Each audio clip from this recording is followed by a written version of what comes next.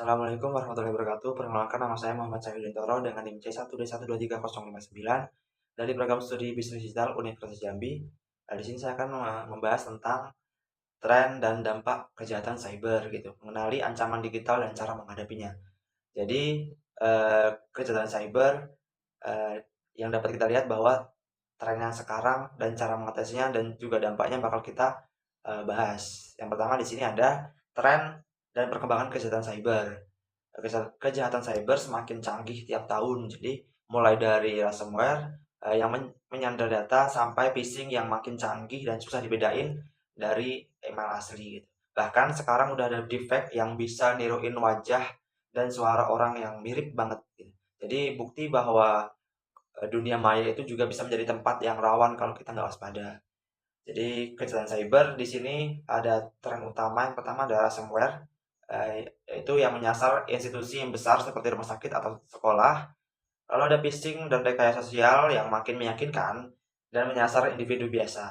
Ada cryptojacking atau pencurian daya komputasi untuk menambang kripto. Lalu ada deepfake dan AI fraud, yaitu membuat manipulasi manipulasi konten video atau suara yang sangat realistis.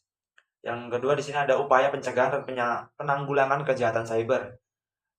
Untuk melawan kejahatan cyber, kita tuh harus siapin pertahanan kuat mulai dari edukasi, lalu eh, pakai antivirus dan firewall sampai rajin update sistemnya gitu. Pemerintah juga punya peran penting lewat UU ITE dan bekerjasama internasional buat menangani kasus-kasus lintas negara. Upaya untuk mencegah dan menangani kejahatan cyber dilakukan secara teknis dan edukatif. Berikut beberapa langkah. Yang pertama ada edukasi dan literasi digital, yaitu untuk melatih masyarakat mengenali ancaman. Lalu ada penggunaan antivirus dan firewall, yaitu menjaga sistem dari serangan umum. Lalu ada update sistem dan backup data, gunanya untuk menutup celah dan mengamankan informasi.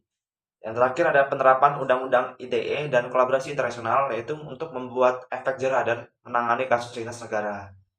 Yang terakhir di sini ada dampak kesehatan akibat kejahatan cyber, bahwasanya ternyata dampak cybercrime nggak cuma soal uang dan data gitu. Banyak korban yang mengalami stres, trauma, bahkan depresi karena kejadian seperti doxing, cyberbullying, atau penipuan online. Jadi penting banget untuk kita menjaga kesehatan mental sekaligus keamanan digital.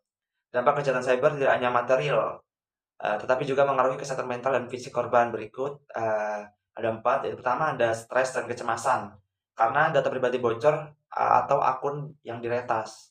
Lalu kedua ada trauma digital yang merasa tidak aman ketika korban itu menggunakan teknologi. Lalu di sini ada depresi atau isolasi sosial akibat doxing, cyberbullying, atau penipuan daring. Terakhir ada burnout teknologi yang akibatnya terlalu sering menghadapi resiko digital. Lalu di sini ada kesimpulan bahwasanya kejahatan cyber adalah ancaman nyata yang berkembang seiring zaman. Masyarakat perlu meningkatkan kewaspadaan, pengetahuan, serta menerapkan perlindungan digital sejak dini. Pencegahan teknis dan edukasi digital yang kuat menjadi kunci untuk menjaga keamanan dan kesehatan kita di era internet. Intinya, kejahatan cyber itu nyata dan bisa menyerang siapa aja. Tapi dengan edukasi, kesadaran, dan perlindungan yang tepat, kita bisa lebih siap untuk menghadapi dunia digital. Mungkin itu saja yang dapat saya sampaikan. Kurang lebih saya mohon maaf. Saya akhiri. Wassalamualaikum warahmatullahi wabarakatuh.